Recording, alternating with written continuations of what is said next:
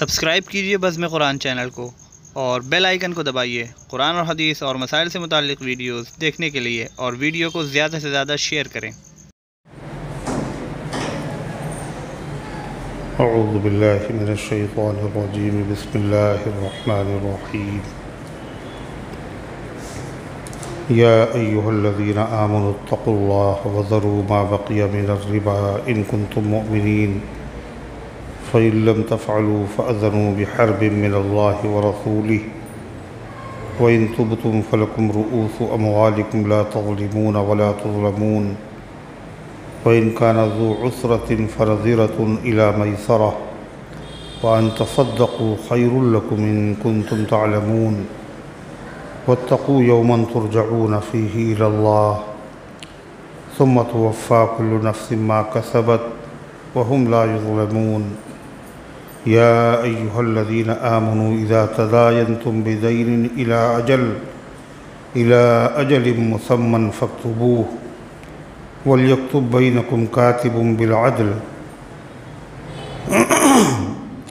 ولا يأبى كاتب أن يكتب كما علمه الله فليكتب وليملل الذي عليه الحق وليتق الله ربه ولا يبخس منه شيئا فإن كان الذي عليه الحق سفيها أو ضعيفا أو لا يستطيع أن يمل هو فليملل وليه بالعدل واستشهدوا شهيدين من رجالكم فإن لم يكونا رجلين فرجل وامرأتان ممن ترضون من الشهداء أن تضل إحداهما فتذكر إحداهما الأخرى ولا يأبى الشهداء إذا ما دعوا ولا تسأموا أن تكتبوه صغيرا أو كبيرا إلى أجله ذلكم أقسط عند الله وأقوم للشهادة وأدنى ألا ترتابوا إلا أن تكون تجارة حاضرة تديرونها بينكم فليس عليكم جناح ألا تكتبوها وأشهدوا إذا تبايعتم ولا يضار كاتب ولا شهيد وإن تفعلوا فإنه فسوق بكم واتقوا الله ويعلمكم الله والله بكل شيء عليم وإن كنتم على سفر ولم تجدوا كاتبا فرهان مقبوضة فإن أمن بعضكم بعضا فليؤدي الذي اؤتمن أمانته وليتق الله ربه ولا تكتموا الشهادة ومن يكتمها فإنه آثم قلبه والله بما تعملون عليم صدق الله العظيم۔ محترم حضرات، سامعین کرام، حاضرین مسجد، عزیزوں اور بزرگوں، یہ قرآن مقدس کے تیسرے پارے کی سورہ بقرہ کی وہ آیتیں ہیں جن کا تعلق چھٹے اور ساتویں رکوع سے ہے، اس پارے کے چھٹے اور ساتویں رکوع سے۔ دعا کیجئے کہ اللہ تعالیٰ ان مقدس آیات کی روشنی میں صحیح اور سچی بات عرض کرنے کی توفیق نصیب فرمائے اور ہم سب کو عمل کرنے کی توفیق عطا فرمائے۔ اللہ تعالیٰ نے اس سے پہلے کی آیات میں صدقے کی فضیلت، اس کا ثواب، اس کی ترغیب اور اس کو باطل کرنے والی چیزیں، اس کے ثواب کو ختم کرنے والی چیزیں، ان کا تذکرہ کیا، اور پھر اس کے بعد سود، اس کی مذمت بیان کی، اور یہ بتایا کہ صدقے سے مال بڑھتا ہے اور سود سے مال گھٹ جاتا ہے، اور گھٹنے اور بڑھنے کا مطلب بتایا، یعنی مقدار میں چاہے نہ بڑھے لیکن حقیقت کے اعتبار سے بڑھ جاتا ہے، سارے کام اتنی ہی مقدار میں پورے ہو جاتے ہیں، اور گھٹنے کا مطلب زیادہ ہونے کے باوجود ضرورتیں پوری نہیں ہوتی،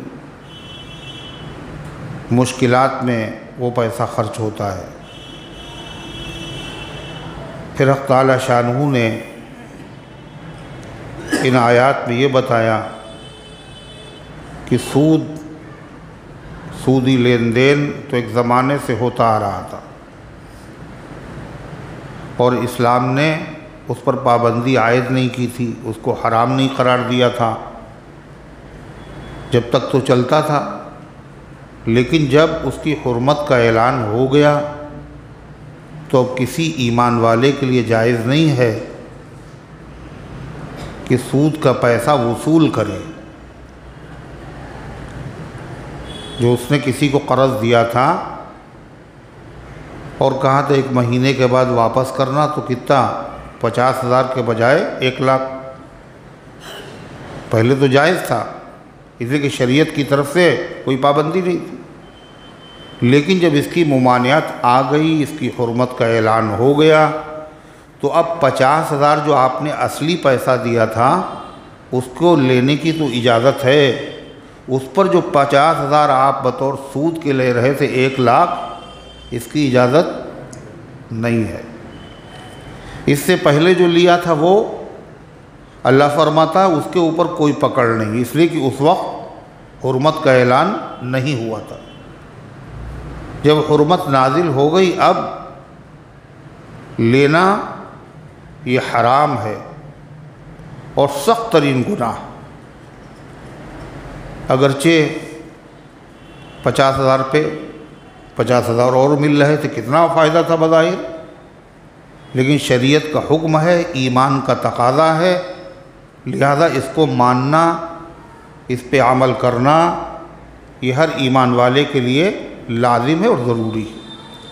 اللہ فرماتا ہے یا ایھا الذین آمنوا اتقوا اللہ، اے ایمان والو اللہ سے ڈرو۔ تمہیں لگ رہا ہوگا نقصان ہمارا ہو رہا ہے، اتنا پیسہ مر جائے گا ہمارا، مگر جب تم اللہ سے ڈرو گے تو اس پر عمل کرنا تمہارے لیے آسان ہو جائے گا۔ اس لیے کہ اللہ کے قبضے میں سانسیں ہیں، سب یہیں رکھا رہ جائے گا۔ سزا دینے پہ قادر ہے، وہ دھسا سکتا ہے، وہ شعلے برسا سکتا ہے، وہ خطرناک موذی بیماریوں میں مبتلا کر سکتا ہے اور کر دیتا ہے۔ اللہ سے ڈرو، اس کی نافرمانی نہ کرو، اللہ سے ڈرو۔ پھر کیا کہا؟ وَذَرُوا مَا بَقِيَ مِنَ الرِّبَا، اور چھوڑ دو جو باقی بچا ہے سود میں سے۔ ابھی وصول نہیں کیا ہے مگر حرمت کا اعلان سن لیا ہے، لہذا اب اس کو لینے کا حق نہیں ہے، اس کو چھوڑو۔ ان کنتم مومنین، اگر تم ایمان والے ہو تو ایمان کا تقاضا یہ ہے کہ اللہ کے حکم پر عمل کرو۔ یہ ایسے ہی ہے جیسے کوئی آدمی اپنے بیٹے سے، اگر میرے بیٹے ہو تو پھر یہ کام کرو، اگر ایمان والے ہو تو اللہ کے حکم پر عمل کرو۔ قرآن کریم کی یہ مبارک آیتیں کب نازل ہوئیں؟ مفسرین نے لکھا ہے کہ 2 قبیلے تھے، ایک قبیلہ ثقیف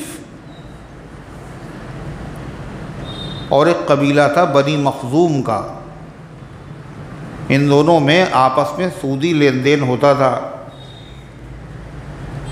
قبیلے بنو مخزوم کے لوگ مسلمان ہو گئے اور قبیلے ثقیف کے لوگ مسلمان نہیں ہوئے۔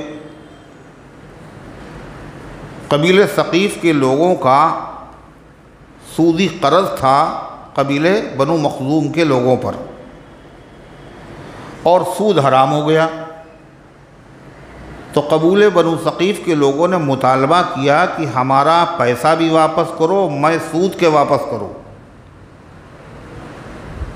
تو چونکہ وہ مسلمان ہو چکے تو انہوں نے کہا کہ پہلے تو ہم دے سکتے تھے، لیکن اسلام میں اس کو حرام قرار دیا گیا ہے، لہذا ہم تمہیں اصلی پیسہ تو دیں گے مگر سود نہیں دیں گے، نہ لیں گے کسی سے اور نہ دیں گے۔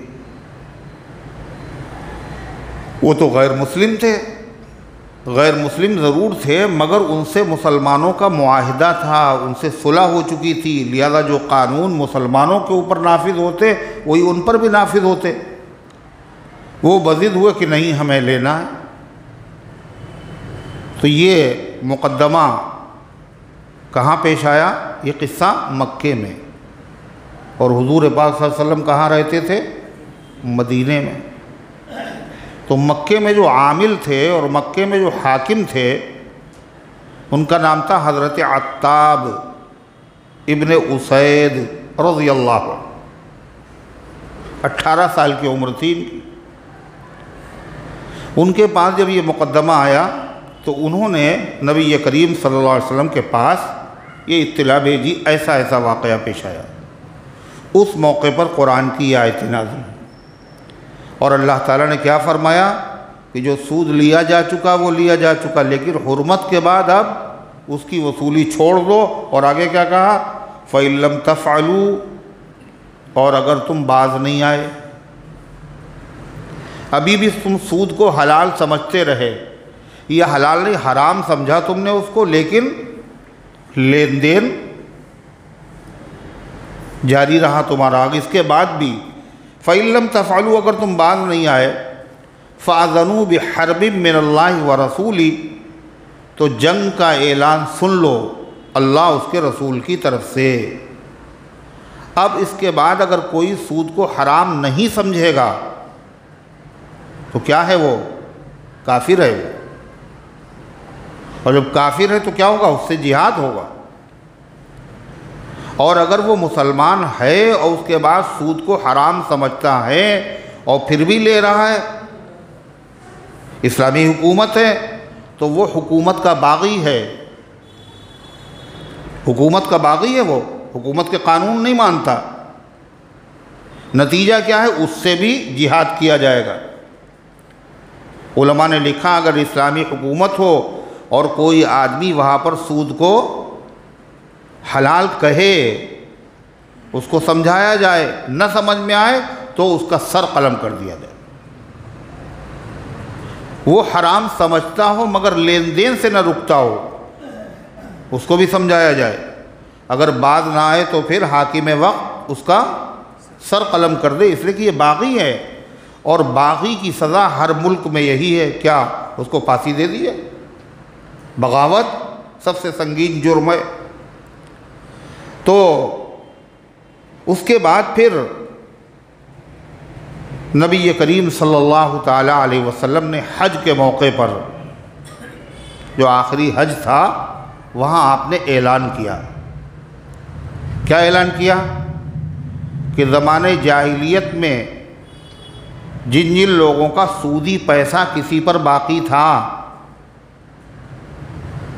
اس اعلان کے بعد اس کو واپس لینے کا، سود واپس لینے کا حق نہیں ہے، وہ معاف ہو گیا۔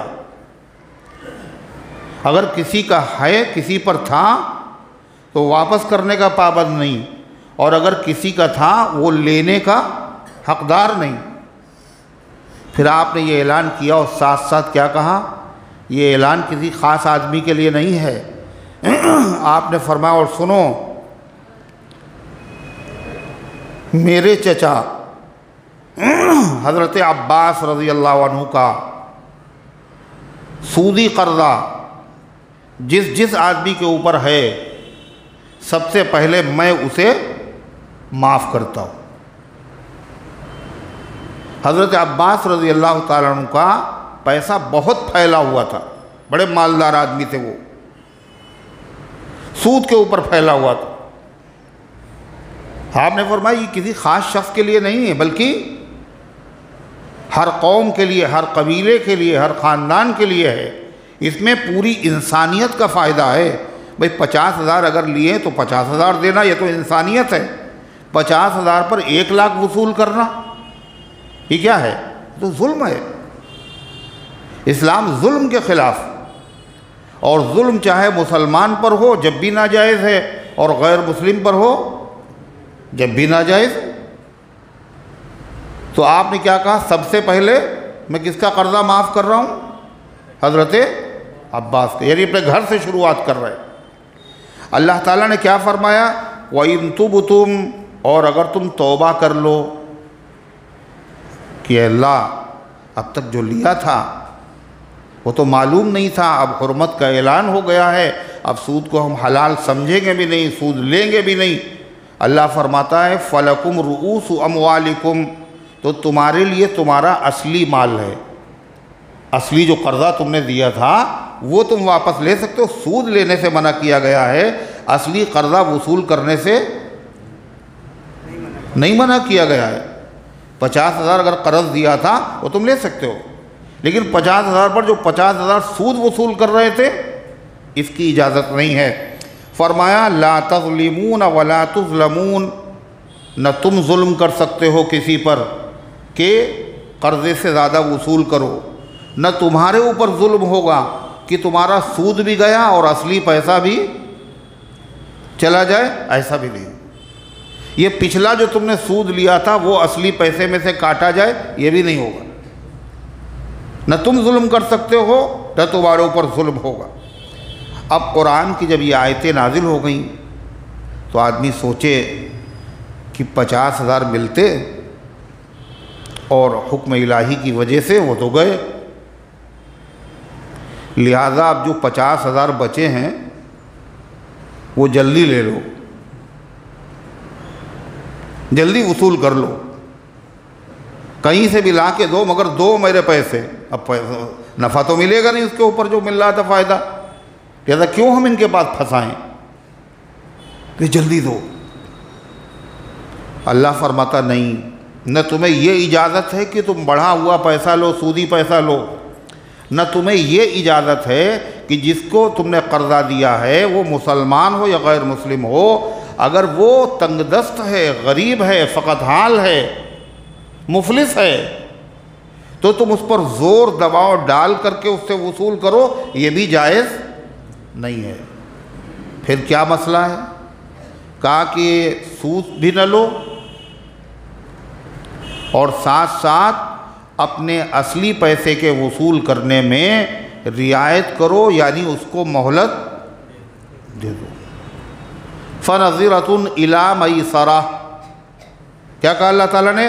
وَإِنْ كَانَ ذُو عُسْرَةٍ، اور اگر مقروض آدمی جس کے پاس قرضہ آپ کا ہے، بقایا ہے، وہ اگر ذو عسرہ ہے، عسرہ کہتے تنگی کو، ذو عسرہ اگر وہ تنگ دست ہے، محتاج ہے، فقیر ہے، مفلس ہے، دینے کی پوزیشن میں نہیں ہے، تو وصول کرنے میں جبر مت کرو، بلکہ اس کو مہلت دینا چاہیے۔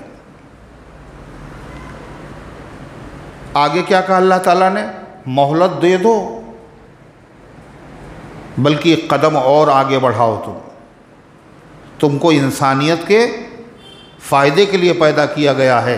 اللہ فرماتا اور اگر ہو سکے تو سرے سے معافی کر دو۔ کیا کہا؟ او وَإِن تَصَدَّقُوا وَأَن تَصَدَّقُوا، اور اگر تم اسے معاف کر دو، خَيْرٌ لَكُمْ، یہ تمہارے حق میں بہتر ہے، إِن كُنتُمْ تَعْلَمُونَ، اگر تم جانتے ہو۔ عجیب بات قرآن کہہ رہا ہے کہ جو قرضہ تمہارا باقی ہے، اگر وہ غریب آدمی ہے، تنگ دست ہے، تو اس کو کیا دے دو؟ کیا دے دو؟ اس کو مہلت دے دو۔ تو اللہ کہہ رہا تمہارے حق میں بہتر ہے۔ دوسری چیز، اور اگر معاف کر دو تو یہ اور بہتر ہے۔ کہاں سے بہتر ہوا؟ بھئی 50,000 پہ 50,000 ایکسٹرا مل رہے تھے، وہ چھوڑے، اور اس کے بعد پھر کہا کہ مہلت دے دو، اگر کسی اور کو اتنے دیتے تو وہاں سے اور پیسے ملتے، کا مہلت دے دو۔ اور پھر کیا کہا؟ نہیں، جو ہے اصلی پیسہ یہ بھی اگر تم معاف کر دو تو تمہارے حق میں بہتر۔ تو یہ بہتر کہاں سے ہوا؟ یہ بہتر دکھ رہا ہے، یہ تمہیں نقصان دکھ رہا ہے؟ ارے نہیں نقصان ہے، بظاہر نقصان دکھ رہا ہے، نہیں دکھ رہا ہے کہ سود بھی گیا، اور پھر اصلی پیسے کے بارے میں کریں ابھی معاف کر دو۔ اللہ کہہ رہا اگر تمہیں معلوم ہو تو یہ بہتر ہے تمہیں۔ اس بہتر ہونے کی دو شکلیں ہیں، ایک تو یہ ہے کہ ابھی تمہیں دکھ نہیں رہا، جیسے تم مرو گے تو تمہیں پتہ چلے گا یہ بہت بہتر تھا، اس کا وصول کرنا بہتر نہیں تھا، یہ بہت بہتر تھا۔ مرنے کے بعد پتہ چلے گا یہ اسی دنیا میں پتہ چلے گا. تم ادھر اس کو معاف کرو گے اور اللہ تبارک و تعالیٰ تمہارے مال میں برکت نازل فرما دے گا، اور ایسی برکت ہوگی کاروبار بڑھ جائے گا تمہارا، اور اللہ تبارک و تعالیٰ تمہاری دولت میں اضافہ کر دے گا، تمہیں خود محسوس ہوگا. اسی دنیا میں دیکھ لو. اور حدیث پاک میں اس کی بڑی فضیلت آئی. کس کی؟ معاف کرنے کی، مہلت دینی. کتنی فضیلت آئی پتہ ہے؟ اس کی ضرورت تو ہم سب کو ہے. اللہ کے نبی صلی اللہ علیہ وسلم نے فرمایا کل قیامت کے دن میدان محشر میں سردی ہوگی، گرمی؟ کیا ہوگا؟ گرمی ہوگی. اور کتنی خطرناک کہ دماغ جو ہے ایسے پک رہا ہوگا جیسے ہانڈی اور دیگچی ہوتی ہے. اور سورج قریب آ جائے گا 1 میل کے برابر. ہزاروں میل کی دوری پہ ہے تب تو یہ عالم ہے. دھوپ میں آدمی کو نکلا نہیں جا رہا ہے، چلا نہیں جا رہا ہے، کھال جھلسی جا رہی ہے. جب 1 میل ہوگا قریب تب کیا عالم ہوگا؟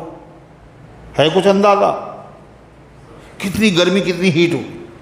پھر میل 2 طرح کا ہے. 1 میل ہوتا ہے یہ جو پیمائش کی جاتی ہے، 1 میل اور 2 میل اور 10 میل. اور عربی میں میل جو ہے سرمے دانی کی جو سلائی ہوتی ہے اس کو بھی بولا جاتا ہے.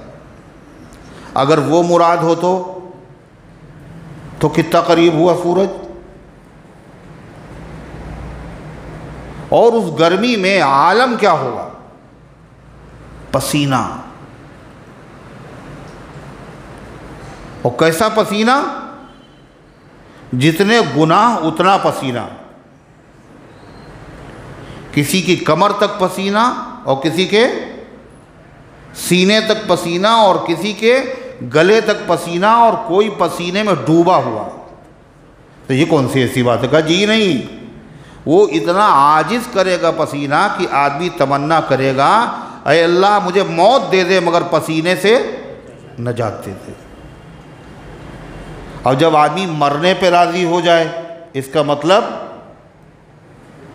وہ مصیبت جس کی وجہ سے مرنا پسند کر رہا ہے وہ مرنے سے بڑی اس کی نظر میں مصیبت ہے.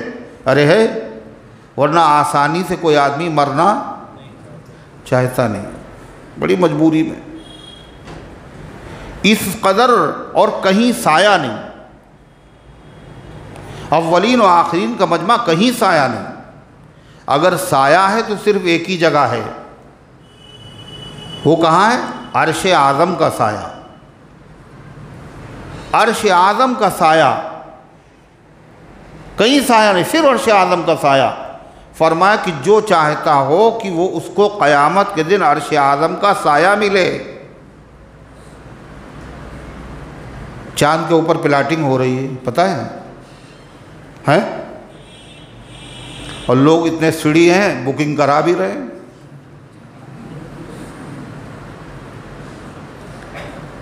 پتہ نہیں پہنچیں گے بھی نہیں پہنچیں گے، زندہ رہیں گے نہیں رہیں گے، دیکھی بھی نہیں ہے. سودا بھی ہو رہا بغیر دیکھے ہو رہا ہے.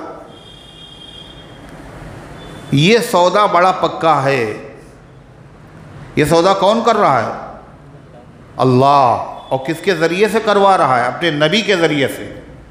اللہ بھی سچا ہے، اللہ کا نبی بھی سچا ہے. اور یہ واقعہ بھی سچا ہے کہ عرش اعظم کے سائے کی بکنگ ہو رہی ہے. کون کون عرش اعظم کے سائے میں رہنا چاہتا ہے؟ سوچ رہے ہیں سب لوگ رہنا چاہتے ہیں نا. پھر اللہ کے نبی کیا کہہ رہے ہیں؟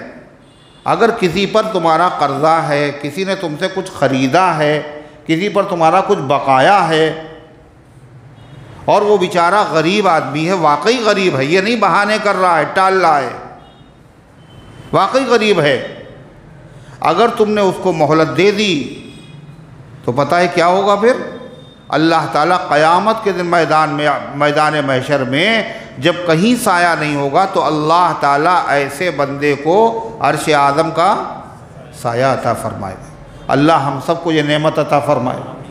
اور یہ بکنگ ہوگی یہیں، وہاں نہیں ہوگی، یہیں ہونا ہے۔ یہ احسان ہے جناب محمد رسول اللہ صلی اللہ علیہ وسلم کا کہ آپ نے اپنی امت کو بتا دیا یا نفع کا سودا ہے کر لو۔ مگر ہم لوگوں کی سمجھ میں جلدی آتا نہیں، صحابہ کی سمجھ میں بہت ہی تیز آتا تھا۔ وہ مسجد نبوی جو تھی وہ چھوٹی پڑ گئی، اور کس زمانے کی بات ہے یہ؟ خود نبی کریم صلی اللہ علیہ وسلم کے مبارک زمانے کی بات۔ زیادہ لوگ ایمان لے آئے، پہلے نمازی کم تھے اب زیادہ ہو گئے۔ حضور کی مسجد سن 7 ہجری میں خیبر فتح ہوا، اس کے بعد نبی کریم صلی اللہ علیہ وسلم نے ضرورت محسوس کی کہ اس مسجد کو تھوڑا اور بڑا کر دیا جائے۔ تو بڑا کیسے کیا جائے؟ پڑوسی ہی میں اگر کسی کی زمین ہے اسی کو خرید کے بڑا کیا جا سکتا ہے، ورنہ اگر محمود نگر کی مسجد کو بڑا کرنا ہے اور اگر اکبری گیٹ کے اوپر اگر کسی کا گھر ہے تو اس کو خریدنے سے بھی کیا فائدہ ہوگا؟ اس کو تو مسجد تو بڑی ہو نہیں سکتی، بڑی تو قریب ہی سے ہوگی۔ تو آپ نے دیکھا کہ مسجد کے بغل میں ایک صحابی کا مکان ہے، اور وہ انصاری صحابی تھے۔ آپ نے فرمایا تم جنت کا سودا کر لو ہم سے، تم اپنی زمین بیچ لو میرے ہاتھ، ہم اسے مسجد میں شامل کریں گے، اور تم زمین میرے ہاتھ بیچ لو اور اس کے بدلے میں پیسہ نہیں دیں گے ہم تمہیں، اس کے بدلے میں ہم تمہیں کیا دیں گے؟ جنت۔ اللہ اپنے نبی کی زبان سے کہلوا رہا ہے۔ یہ سودا کتنا اعلیٰ درجے کا تھا کہ نبی کے ذریعے سے اگر تم یہ زمین میرے ہاتھ بیچ لو جنت کے بدلے میں تو کیا ہوگا؟ تمہیں جنت مل جائے گی، تم مسجد میں دے دو۔ تو وہ صحابی بھی اپنا دل جو ہے وہ مار کے رہ گئے۔ کیوں؟ مجبوریاں تھیں ان کے سامنے، ایک ہی مکان تھا اور اولادیں بہت، خرچہ بہت، اور غربت کا عالم۔ اگر پیسے کے بدلے میں کہا جاتا بھائی پیسے کے بدلے میں زمین بیچ دو تو کیا ہوتا؟ وہ فوراً تیار ہو جاتے۔ جنت کے بدلے میں یہ زمین بیچ دو، جی تو بہت چاہ رہا ہے جنت کے بدلے میں زمین بیچنے کا، مگر اس کے علاوہ کوئی اور زمین میرے پاس ہے بھی نہیں، اور غربت کے مارے بھی ہیں، بچے بھی بہت ہیں، ان کا خرچہ بھی برداشت کرنا ہے، اس لیے اس سودے کو وہ کر نہیں پائے، اور انہوں نے کہا کہ اے اللہ کے رسول میں غریب آدمی ہوں۔ اس محفل میں جب یہ سودا اللہ کے نبی ان سے کر رہے تھے تو وہاں حضرت عثمان غنی بھی تھے۔ کون تھا؟ حضرت عثمان غنی۔ ان کو پتہ چلا کہ اللہ کے نبی نے اس زمین کی قیمت جنت بتائی ہے، میرے ہاتھ جو بیچ دے تم اس کو پیسہ نہیں دیں گے، جنت میں اس کے بدلے میں پلاٹ اور محل ملے گا۔ تو وہ بیچارے غریب صحابی تو نہیں دے سکے، خرید سکے۔ حضرت عثمان ان کے پاس پہنچے اور کہنے یہ بتاؤ تم یہ مکان کتنے کا بیچو گے میرے ہاتھ، ہم تمہیں پیسہ دیں گے۔ تو انہوں نے کہا 10,000 دینار، 10,000 دینار۔ حضرت عثمان غنی رضی اللہ عنہ نے فرمایا مجھے منظور ہے۔ 10,000 دینار ان کو دیے اور پھر اللہ کے نبی کے پاس آئے۔ اللہ کے نبی جو آپ نے ان سے سودا کیا تھا کہ یہ زمین میرے ہاتھ بیچ دو جنت کے بدلے میں، وہ تو بیچارے مجبوری میں سودا نہیں کر سکے، آپ مجھ سے یہ سودا کر لیجئے کہ یہ مکان لے لیجئے اور جنت اس کے بدلے میں ہمیں عطا کر دی جائے۔ آپ نے فرمایا مجھے منظور ہے۔ حضرت عثمان غنی رضی اللہ عنہ نے وہ مکان خرید کر کے مسجد نبوی میں وقف کر دیا، اور حضرت عثمان تو ان لوگوں میں سے ہیں جن کو جنت ایک مرتبہ تھوڑی، ایک مرتبہ نہیں، ایک مجلس میں 4 مرتبہ 5 مرتبہ حضور صلی اللہ علیہ وسلم نے ایک ہی محفل میں عثمان کو جنت کی خوشخبری سنائی۔ من جہز جیش العسرى فلہ الجنہ، جو لشکر اسلام کا انتظام کر دے اس کے لیے جنت ہے۔ حضرت عثمان نے کہا 300 اونٹ حضور میں دوں گا۔ پھر آپ نے اعلان کیا جو انتظام کر دے اس کے لیے جنت، پھر کہتے 300 اور دیں گے۔ پھر اعلان کیا کہ 300 اور دیں گے۔ کتنی جنتیں ہو گئیں؟ 3 تو پکی ہو گئی۔ پھر اعلان کیا آپ نے تو 1000 دینار لے کر کے آئے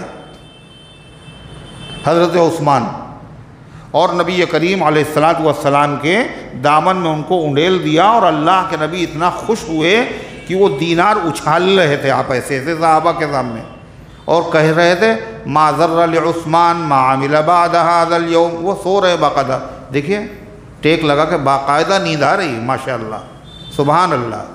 یہاں جنت کے سودے ہو رہے ہیں اور وہ اپنے جو ہے وہ خواب میں سودے کر رہے ہیں۔ کیا اچھا ہے یہ ٹیک لگا کے جتنے لوگ بیٹھتے ہیں، بہت کم ہی اپنے اوپر قابو رکھ پاتے بیچارے، دکان پہ بیٹھتے ہیں تو تھکے ہوئے ہوتے ہیں، اور یہاں آتے ہیں تو پھر ظاہر ہے تھوڑی سی آرام بھی تو نیند آ نہیں ہے، اور پھر اللہ کا کلام سکینہ نازل ہو رہا ہے، اور چوتھی چیز کیا ہے؟ شیطان بھی موجود ہے کہ اس کے کان میں کچھ پڑ وڑا جائے گا بلا وجہ، ہو سکتا کوئی ثواب کما لے، اس لیے اس کو سلا دو۔ اور لوگ باقاعدہ جانتے ہیں کہ شیطان کی یہ حرکت ہے، مگر پھر بھی شیطان سے دوستی، پھر بھی اس میں آنے کے لیے بالکل تیار رہتے۔ باہر صورت حضرت عثمان غنی رضی اللہ عنہ نے کیا کر لیا؟ سودا کر لیا۔ کئے مرتبہ؟ 4 مرتبہ۔ ایک مرتبہ تمام صحابہ کو جنت کی خوشخبری سنائی، 10 کو، اس میں حضرت عثمان کا نام۔ ایک مرتبہ فرمایا لِكُلِّ نَبِيٍّ رَفِيقٌ فِي الْجَنَّةِ، جنت میں ہر نبی کا ایک ساتھی ہوگا، وَرَفِيقِي فِيهَا عثمان بن عفان، اور جنت میں میرے ساتھی، خالی جنت نہیں، جنت میں نبی کا ساتھ۔ اور پھر شہادت سے پہلے اللہ کے نبی خواب میں آئے اور کہا عثمان روزہ ہمارے ساتھ کھولنا۔ حضرت عبداللہ ابن عباس رضی اللہ عنہ نے نبی کریم صلی اللہ علیہ وسلم کو خواب میں دیکھا، بہت اعلیٰ درجے کے کپڑے پہنے ہوئے اور ایک گھوڑے کے اوپر سوار، تو کہا حضرت آپ کہاں جا رہے ہیں؟ خواب میں جس نے نبی کو دیکھا اس نے حضور ہی کو دیکھا، تو آپ نے فرمایا مجھے جلدی ہے، عثمان نے جنت خریدی ہے، عثمان نے صدقہ کیا ہے، اس کے بدلے میں جنت میں ایک حور سے ان کا نکاح ہونے جا رہا ہے، اس نکاح کی تقریب میں میں جا رہا ہوں۔ یہ حضرت عثمان۔ اور ہم لوگوں کو تو کوئی مسئلہ نہیں، اب کہاں اللہ کے رسول صلی اللہ علیہ وسلم، لیکن حضور کا فرمان آج بھی ہے۔ کیا فرما دیا حضور نے کہ بھائی اگر تم یہ چاہتے ہو کہ میدان محشر میں عرش اعظم کا سایہ حاصل ہو جائے، اگر چاہتے ہو تو ابھی بھی موقع ہے، دسترخوان اٹھا نہیں۔ اب بدر میں تو شریک نہیں ہو سکتے، احد میں شریک نہیں ہو سکتے، خندق میں تو آ نہیں سکتے، اللہ کے نبی صلی اللہ علیہ وسلم کا سر مبارک دبا نہیں سکتے، آپ کے مبارک پیر دبا نہیں سکتے، آپ کے مبارک کپڑے دھو نہیں سکتے، لیکن نبی کی بشارت ہے ابھی بھی یہ سودا ہم کر سکتے ہیں۔ کیا؟ اب صاحب خوش دلی سے معاف کر دے آدمی، تب کیا ہوگا؟ اس کو ملے گی جنت، یعنی مہلت دے دے، مہلت دینے پہ جو ہے عرش اعظم کا سایہ۔ اور اگر وہ معاف کر دے، مہلت دے دی، اچھا اس مہینے نہیں دے، اگلے مہینے دے دینا، اچھا 6 مہینے کے بعد دے دینا، اس پہ کیا ہو رہا ہے؟ عرش اعظم کا سایہ۔ اور سرے سے معاف کر دے تو تو سوچئے اس کو کیا ملے گا پھر۔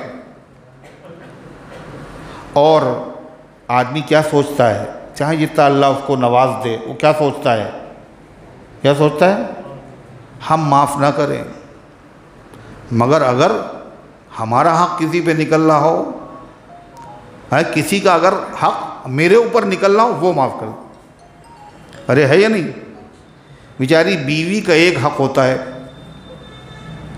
بیوی کا ایک حق ہوتا ہے، کون سا، مہر۔ اب شوہر صاحب کو اللہ نے خوب نوازا خوب نوازا خوب نوازا، مگر وہ اسی چکر میں رہتے ہیں کہ بیوی وہ بھی معاف کر دے۔ اور باقاعدہ بعض لوگ تو دباؤ ڈالتے ہیں، بات ہی نہیں کر رہے ہیں سیدھے منہ، کیوں، مجبور ہو کے کرے، بھائی میں نے مہر معاف کیا۔ آپ بتائیے، سوچئے، تصور کیجئے، اللہ کے نبی صلی اللہ علیہ وسلم کی تعلیم کیا ہے، الید العلیٰ خیر من ید السفلیٰ، اوپر کا ہاتھ بہتر ہے نیچے کے ہاتھ سے، دینے والا ہاتھ اچھا ہے لینے والے ہاتھ سے۔ مگر ہمارا معاملہ کیا ہے، ہم تو اوپر کا ہاتھ نہیں، نیچے والا ہاتھ ہمیں پسند ہے۔ بیوی، جب آدمی اپنی بیوی سے معاف کروا رہا، اس کا حق نہیں دینا چاہتا ہے، تو یہ دوسرے آدمی جس سے کوئی رشتہ نہیں ہے اس کو کیسے معاف کرے گا؟ اتنا چھوٹا ہے اس کا دل۔ ان الانسان خلق ہلوعا، بے شک انسان بڑا کم ہمت پیدا ہوا ہے، بڑا بے صبرہ پیدا ہوا ہے۔ اللہ کہتا ہے اسی لیے تو ہم نے روزی اور رحمت کے خزانے انسان کے قبضے میں نہیں رکھے، اگر ہم اسے دیتے لامسکتم خشیۃ الانفاق، تو تم لوگ اس لیے کم ہو جائے گا تو اس کو دبا کر کے بیٹھ جاتے ہو، کسی کو کچھ نہیں ملتا، اپنے پاس رکھے خدا نے۔ تو حضور پاک صلی اللہ علیہ وسلم کتنی بڑی فضیلت بیان فرمائی کہ عرش اعظم کا سایہ نصیب ہو۔ ایک صحابی ہیں، یہ سب صحابہ کا معاملہ ہے، ان کا نام ہے حضرت ابو قتادہ۔ وہ گئے، کسی کے اوپر ان کا بقایا تھا، مگر وہ غریب آدمی ہوگا بیچارہ، نہیں دے پا رہا، اور دینے کی پوزیشن میں نہیں ہوگا، ان کو پتہ بھی نہیں۔ یہ جب گئے ملنے کے لیے تو گھر پہ ملے ہی نہیں، وہ سامنا نہیں کیا انہوں نے۔ ایک مرتبہ اتفاق سے یہ گئے جب تقاضا کرنے کے لیے، تو اندر سے ایک بچہ نکلا، اور بچے ہوتے ہیں معصوم، ان کو لوگ سکھاتے ہیں جھوٹ بولنا، کہہ دو کہ ابا گھر پہ نہیں ہے، تو وہ آ کے کیا بتا رہا، ابا کہہ رہے ہیں کہہ دو کہ گھر پہ نہیں ہے، معصوم ہوتے ہیں۔ تو بچہ نکلا، مگر یہ صحابہ تھے، ان کے بچے بھی ویسے ہی تھے، تو انہوں نے پوچھا حضرت ابو قتادہ نے، وہ فلاں صاحب کہاں ہیں؟ کہنے وہ گھر میں ہیں اور کچھ کھا رہے ہیں، خزیرہ کھا رہے ہیں، خزیرہ۔ تو انہوں نے سن لیا جب، تو اس کے بعد آواز دی، مجھے پتا ہے کہ آپ گھر پہ ہیں، اور مجھے بچے نے بتا دیا ہے، آپ باہر آئیے، ہم آپ سے ملنے آئے ہیں۔ اب تو آئے، آپ ہم سے چھپ کیوں رہے، آپ ہم سے ملنا کیوں نہیں چاہتے؟ کل شرمندگی کی وجہ سے، اس لیے کہ آپ کے قرضے کا انتظام ابھی ہو نہیں پایا۔ تو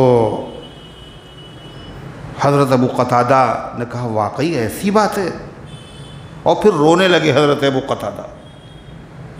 قرضہ لینے آئے تھے، وصول کرنے آئے تھے، پھر رونے لگے اور کہنے لگے، ان کانوں سے میں نے اللہ کے نبی صلی اللہ علیہ وسلم سے سنا ہے، جس آدمی پر قرضہ ہو، بقایا ہو، اگر آدمی وہ دینے کی پوزیشن میں نہیں ہے، اور اگر وہ تنگ دست ہے، اس کو مہلت دے تو اللہ اس کو عرش اعظم کا سایہ عطا فرماتا ہے، معاف کر دے تو اللہ عرش اعظم کا سایہ عطا فرماتا ہے۔ میں نے وہ قرضہ معاف کر دیا، مجھے پتہ نہیں تھا، آپ کو اذیت پہنچی۔ یہ بات صرف مسلمان کے ساتھ خاص نہیں ہے، بلکہ مسلمان ہو یا غیر مسلم ہو، کسی بھی مذہب کا ماننے والا ہو، اگر آپ کا بقایا ہے اور وہ بیچارہ غریب آدمی ہے، تنگ دست ہے، تو اسلامی تعلیم کیا ہے؟ اگر تم نے اس کے ساتھ کیا کیا، اس کو مہلت دے دی، یا آپ نے پورا معاف کر دیا، اگر پورا نہیں معاف کیا تو کم سے کم تھوڑا تو کر ہی سکتے، نہیں کر سکتے؟ یہ بھی نہیں ہو سکتا ارے میاں پورا نہیں معاف کر سکتے، تھوڑا تو معاف کر سکتے، تھوڑا ہی معاف کر دو، کاہے کے لیے؟ عرش اعظم کا سایہ مل جائے۔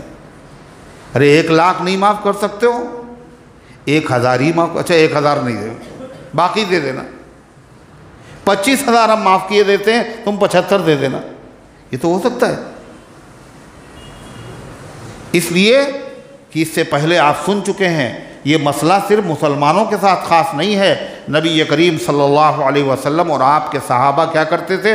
صدقہ، نفلی صدقہ، زکوٰۃ نہیں، زکوٰۃ تو مسلمان سے لی جاتی ہے، مسلمان کو دی جاتی ہے، نفلی صدقات دیا کرتے تھے، کس کو؟ مسلمانوں کو، کائے کے لیے؟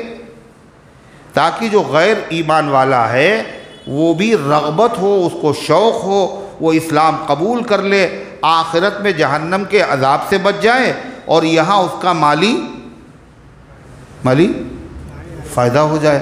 تو قرآن کی آیت نازل ہوئی، اس خیال سے صرف مسلمانوں کو صدقہ نہ دیا کرو کہ دوسرے لوگ مسلمان ہو جائیں اور مسلمان ہی کو دے رہو، نہیں، ثواب کے لیے تم اگر دے رہے ہو، ضرورت مندوں کو اگر تم دو گے اللہ کی رضا کے لیے، مسلمان کو دو گے جب بھی ثواب ملے گا، اور غیر مسلم اگر ضرورت مند ہے اس کو دینے سے بھی ثواب ملے گا۔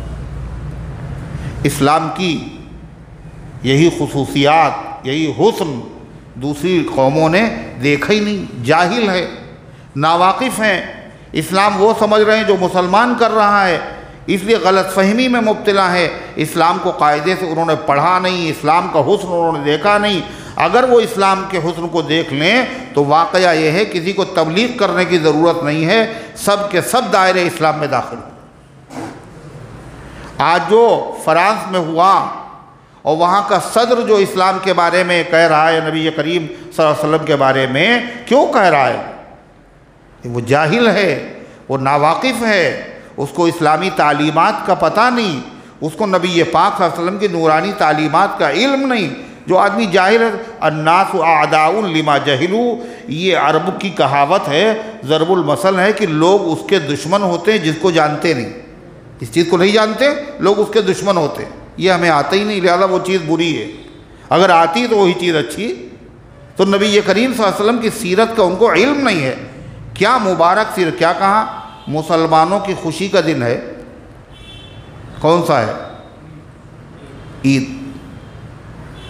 کیا حکم دیا کہ آج مسلمانوں کی خوشی کا دن، خالی مسلمان خوش نہیں ہوں گے بلکہ تمہارے ملک میں، تمہارے قبیلے میں، تمہاری بستی میں، تمہارے شہر میں، تمہارے قریب جو غیر مسلم رہتے ہیں وہ بھی آج فاقے سے نہ رہیں۔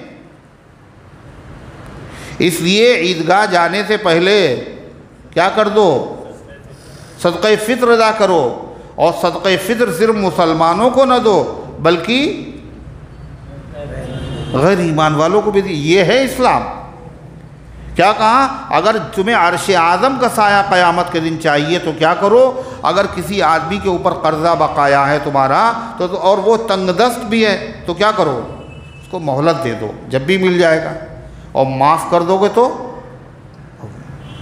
کیسے کیسے اللہ کے نبی نے سمجھایا۔ آپ نے فرمایا کہ دیکھو، اگر کسی آدمی نے کسی کو پیسہ دیا ضرورت کی وجہ سے، تو فرمایا جب تک اس کے پاس وہ پیسہ ہے، روزانہ اتنا پیسہ صدقہ کرنے کا ثواب اس کے نامہ اعمال میں لکھا جا رہا ہے۔ اس نے قرضہ دیا ہے ایک مدت تک کے لیے، ابھی اس نے دیا نہیں،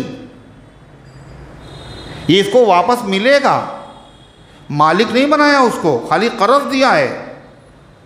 مگر اسلام ترغیب دے رہا ہے کہ قرض دیا کرو، ضرورت مندوں کو، حاجت مندوں کو، لوگوں کے کام نکل جایا کریں۔ کیا کہا؟ تم کو کیا مل رہا ہے؟ تمہارا میٹر چل رہا ہے، ریڈنگ بڑھ رہی ہے۔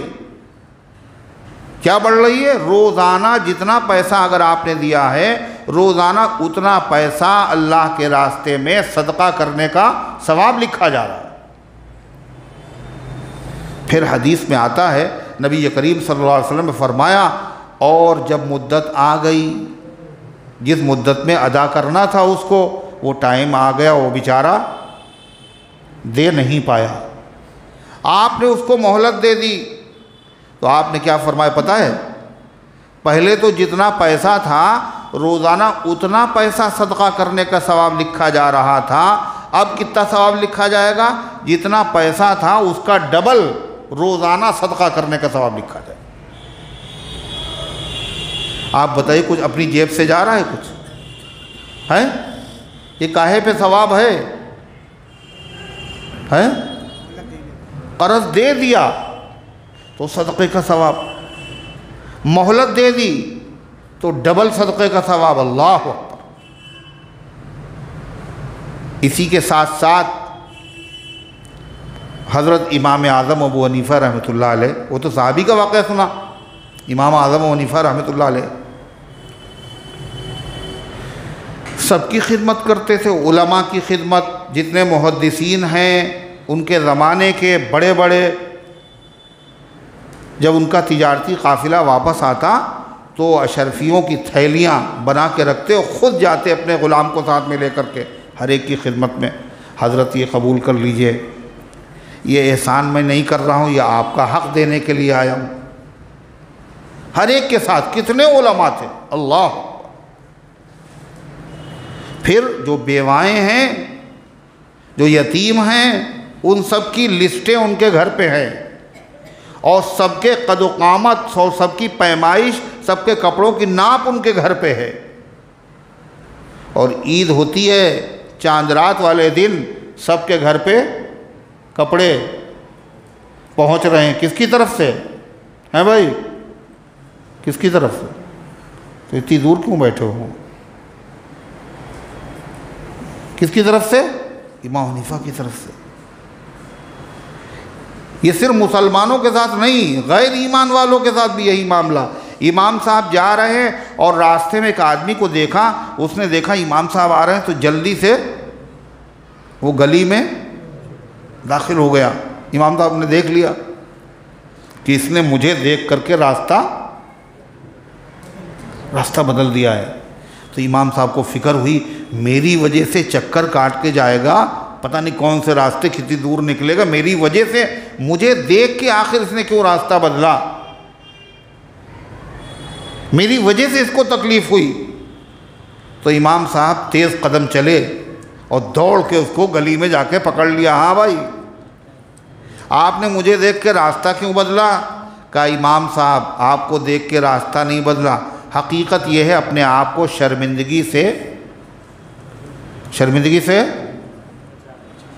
کیا شرمندہ ہونے کے لیے شرمندگی سے بچانے کے لیے میں نے راستہ بدلا ہے آپ کا پیسہ میرے اوپر باقی ہے میں نے کہا تھا فلاں تاریخ کو دے دیں گے وہ تاریخ گزر چکی میں دے نہیں پایا اس لیے میں نے راستہ بدل دیا امام صاحب کہنے تجھے تکلیف میری وجہ سے ہوئی ہے تم پیسے کی بات کرتے ہو وہ قرضہ تو میں نے تمہیں معاف کر دیا یہ ہے امام اعظم ابو حنیفہ رحمۃ اللہ اکبر ایک واقعہ نہیں نہ معلوم کتنے واقعات ان کے حضرت امام صاحب رحمۃ اللہ علیہ چلے جا رہے ہیں اور چپل میں ان کے گندگی لگ گئی تو مکان کچا بنا ہوا تھا اس میں اپنا جوتا رگڑ دیا تاکہ گندگی صاف ہو جائے جب رگڑا تو اس کی کچھ مٹی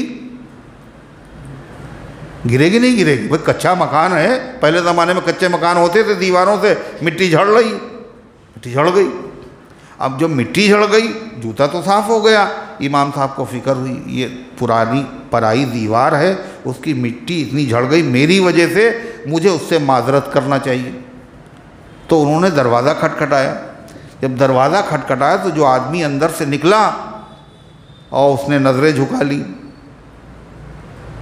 اور کہنے لگا امام صاحب معاف کر دیے مجھے معاف کر دیے کیا معاف کر دیے کہ وہ آپ کا پیسہ میرے اوپر باقی تھا اور تاریخ گزر چکی میں دے نہیں پایا مجھے معاف کر دیے امام صاحب کہنے ارے اس سے بڑی بات ہے یہاں ہو گئی تم اس پیسے کی بات کر رہے ہو میں نے تمہاری دیوار سے اپنے جوتے کو رگڑا تو مٹی گر گئی اس کو میں نے جوتے کو پاک کیا اس سے مٹی گر گئی کہ امام صاحب پہلے آپ میرا دل پاک کر دیجیے اب آپ نے تو جوتا پاک کیا، میرا دل پاک کر دیا۔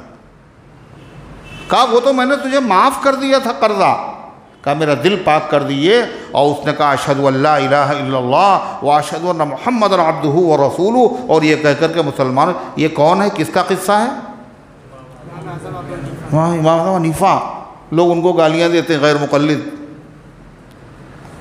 مقلد ان کو گالیاں دیتے ہیں، اور کچھ ایسے بد نصیب ہیں جو صحابہ کو گالیاں دیتے ہیں۔ ارے ہیں یا نہیں؟ یہ بھی ایک انداز ہے نیکیاں جمع ہونے کا۔ اللہ تعالیٰ اپنے بندوں کی نیکیوں کا انتظام ایسے کر، لوگ ان کو برا کہتے ہیں، وہ برے ہوتے نہیں ہیں، تو کیا ہوتا ہے، ان کی نیکیاں بڑھتی رہتی ہیں۔ اس لیے کہ وہ دشمن ہے، دشمن کو تو اچھائیاں بھی کیا لگتی ہیں، برائیاں لگتی ہیں۔ کی وفا میں نے غیر اس کو جفا کہتے ہیں، اور ہوتی آئی ہے کہ اچھوں کو برا کہتے، تو ہوتا آیا ہے، یہ تو زمانے کا رواج ہے۔ غرض ہے کہ یہ تو امام صاحب کا، اور امام صاحب کیا تھے، تابعی تھے۔ کیا تھے؟ اور تابعی کسے کہتے ہیں؟ ہاں بھائی، ہیں جس نے صحابہ سے ملاقات کی ہو، وہ تابعی۔ جب تابعی ایسے ہیں تو سوچئے صحابہ کیسے ہوں گے۔ ایک صحابی ہیں، ان کا نام ہے حضرت قیس ابن سعد ابن عبادہ۔ کیا نام ہے؟ حضرت قیس ابن سعد ابن عبادہ۔ دادا کا نام عبادہ، باپ کا نام سعد، اور خود ان کا نام ہے قیس۔ تو بیمار ہو گئے، سبھی لوگ بیمار ہو جایا کرتے ہیں۔ جب بیمار ہو گئے تو اپنے غلام سے کہنے لگے، اتنے دن سے میں بیمار پڑا ہوں اور لوگ دیکھنے کے لیے نہیں آئے، عیادت کے لیے لوگ نہیں آئے۔ تو اس نے کہا کہ حضرت یہ سب جو ہے آپ کے دیندار ہیں، یہ سب بقایا دار ہیں یہ سب۔ تو حضرت نے فرمایا کہ جاؤ اور بازار میں اعلان کرو، جس کا پیسہ حضرت قیس ابن سعد کا پیسہ جس آدمی کے ذمے باقی ہے، حضرت قیس نے وہ سب معاف کر دیا۔ یہ صحابی ہیں۔ اب جیسے ہی اعلان ہوا تو کچھ نہ پوچھئے، اتنے لوگ آئے ہیں عیادت کے لیے کہ ان کا دروازہ ٹوٹ گیا اور دہلیز ٹوٹ گئی۔ یہ کیا ہے؟ یہ صحابہ ہے۔ یہ قرآن سنتے تھے تو قرآن سن کر کے عمل کرتے تھے۔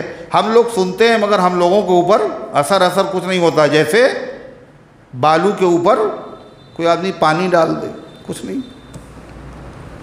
اللہ تبارک و تعالی ہم سب کو بھی عمل کرنے کے اپنے حساب سے، ان کا مقام بہت اعلیٰ تھا، ان کا ایمان بہت اعلیٰ تھا، اللہ ان کی نقل کرنے کی کچھ ذرہ ہی اللہ تعالی ہم سب کو عطا فرما دے۔ تو کیا ارشاد فرما، کتنا فائدہ۔ اللہ نے قرآن میں کیا کہا، اگر تم معاف کر دو، مہلت دے دو، یہ تمہارے حق میں اچھا ہے۔ سمجھ میں آیا کتنا اچھا ہے؟ نہیں آیا؟ ارے آیا سمجھ میں نہیں؟ کتنا اچھا ہے مہلت دے دینا، اور کتنا اچھا ہے معاف کر دینا۔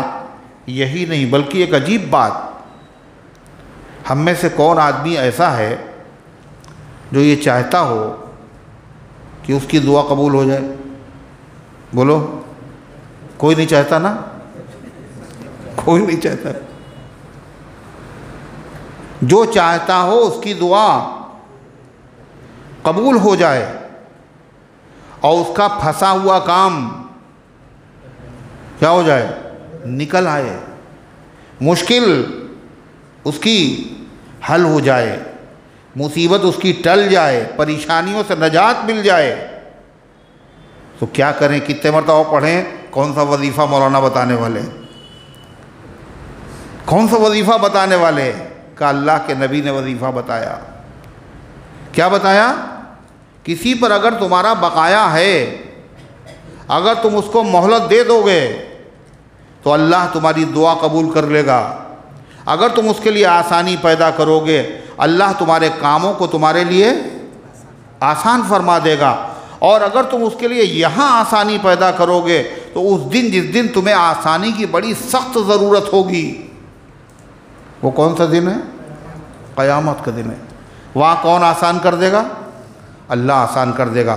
میاں ہمارا تو بقایا کسی پہ ہو یا نہ ہو، مگر اللہ کا بقایا تو ہم سب کے اوپر ہے نہیں۔ ارے ہے نہیں ہے، حساب ہونا ہے۔ اللہ کے نبی صلی اللہ علیہ وسلم کیا فرماتے تھے؟ کیا کہا؟ اللہم حاسبنی حسابا یسیرا، اے اللہ ہم سے آسان حساب لیجئے گا۔ کون کہتا تھا یہ دعا؟ اللہ کے نبی۔ اے اللہ آسان حساب لیجئے۔ تو حضرت عائشہ صدیقہ رضی اللہ عنہ پوچھا، حضور یہ آسان حساب کیا ہوتا ہے؟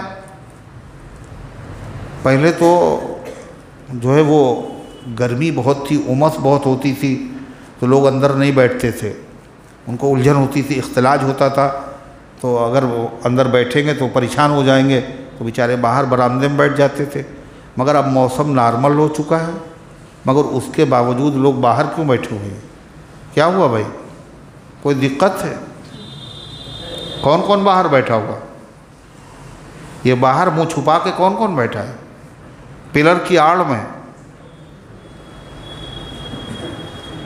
ہے، یہاں منہ چھپانے کی کیا ضرورت ہے بھائی؟ قریب آ کے بیٹھنا چاہیے، جتنا قریب اتنا ہی فائدہ ہوتا ہے۔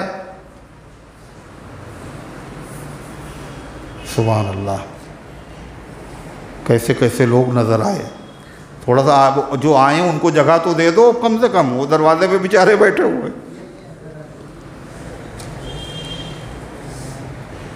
اس میں بھی بڑا فائدہ ہے۔ کس میں؟ کوئی اگر آ جائے تو اس کو دیکھ کر کے تھوڑی سی جگہ دے دینے میں بڑا فائدہ ہے، اور یہ بھی سنت ہے۔ اللہ کے نبی صلی اللہ علیہ وسلم نے دیکھا ایک صحابی تشریف لائے تو آپ تھوڑا سا سرک گئے، تو ان کا اللہ کے رسول جگہ تو اتنی ڈھیر سی پڑی ہوئی تھی، اور پھر بھی آپ نے فرمایا یہ آنے والے کا حق، یہ آنے والے کا حق ہے اس کے دل میں جگہ پیدا ہو۔ تو یہ سب کیا ہے؟ یہ سب خالی سننے کے لیے نہیں ہے، بلکہ عمل کرنے کے لیے۔ اللہ عمل کرنے کی توفیق عطا فرمائے۔ تو غرضے کی کتنا فائدہ بتایا اللہ تعالیٰ نے؟ فرمایا ان کنتم تعلمون، اگر تمہیں معلوم ہو جائے تمہارے حق میں بہتر ہے، اگر دعا قبول کرانا ہے، اگر مشکلات کو آسان کرنا ہے۔ کیا کہا تھا؟ دنیا میں تم آسانی پیدا کر دو تھوڑی سی، اور تمہارا بقایا کس کا ہے؟ تمہارے اوپر اللہ کا بقایا ہے، قیامت کے دن اللہ آسان کر دے۔ حضور دعا کرتے تھے حاسبنی حسابا یسیرا، اے اللہ آسان کا آسان حساب کیا ہے حضور؟ اللہ کے نبی صلی اللہ علیہ وسلم نے فرمایا اللہ تعالیٰ قیامت کے دن نام اعمال سامنے رکھے گا اور کہے گا یہ کیا تم نے، یہ کیا، یہ کیا، یہ کیا، یہ بھی اچھا، یہ بھی ہے، یہ بھی ہے، یہ بھی ہے، جاؤ اچھا جاؤ جاؤ، کوئی مسئلہ نہیں۔ خالی پیش ہو گیا نام عمل اور اس پر گرفت نہیں ہوئی، محاسبہ نہیں ہوا، یہ آسان حساب ہے۔ اور اگر حساب پیش ہوا نام اعمال اور کہا اچھا تم نے نماز نہیں پڑھی، کیوں نہیں پڑھی تھی؟ زکوٰۃ کیوں نہیں دی تھی؟ جہاں ہوا کیوں؟ تو سمجھ لیجئے پھر گئے کام سے۔ من نوقش عذب، جس سے مناقشہ ہو گیا، محاسبہ ہو گیا، جس سے گرفت ہو گئی، وہ تو عذاب میں مبتلا ہو ہی جائے گا۔ تو ہم میں سے کون کون آدمی چاہتا ہے اللہ ہم سے آسان معاملہ کرے؟ کون چاہتا ہے قیامت کے دن؟ سبھی چاہتے ہیں۔ تو اس کا طریقہ کیا ہے؟ لوگوں کے ساتھ آسانی پیدا کرو۔ جیسا عمل ہوتا ہے ویسے ہی اللہ جزا بھی دیتا ہے۔ اگر تم دعا دو گے تو دعا کا جواب کیا ہے؟ دعا ہے۔ احسان کا بدلہ احسان ہے، آسانی کے بدلے میں آسانی ملے گی۔ اور اگر کسی کو پریشان کرو گے، یہ بھی ہوتا ہے لوگوں کو بلا وجہ پریشان کر رہے ہیں، پڑوسی ہے اور پریشان کر رہے ہیں، عاجز کر رہے ہیں، ایسے ایسے پریشان کرتے ہیں، کیوں؟ کسی طرح اونے پونے بیچ کے یہاں سے چلا جائے، پریشان کر۔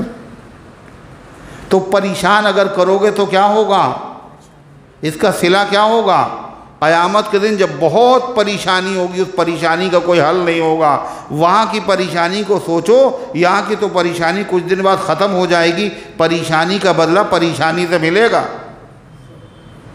اور آسانی کا بدلہ آسانی کے ساتھ ملے گا۔ اس ہاتھ دے اور اس ہاتھ لے، یہ ہے اللہ تعالیٰ کا۔ حدیث میں آتا ہے کہ اللہ تعالیٰ ایک بندے سے کہے گا کہ میاں ہم نے تمہیں بہت نوازا تھا، کیا لائے تم میرے لیے؟ ہم نے تمہیں بہت کچھ دیا تھا، کیا کیا تم نے؟ اے اللہ ہم نے کچھ بھی نہیں کیا۔ پھر اللہ پوچھے گا اے بندے ہم نے تجھے بہت نوازا تھا، تو نے کیا کیا میرے لیے؟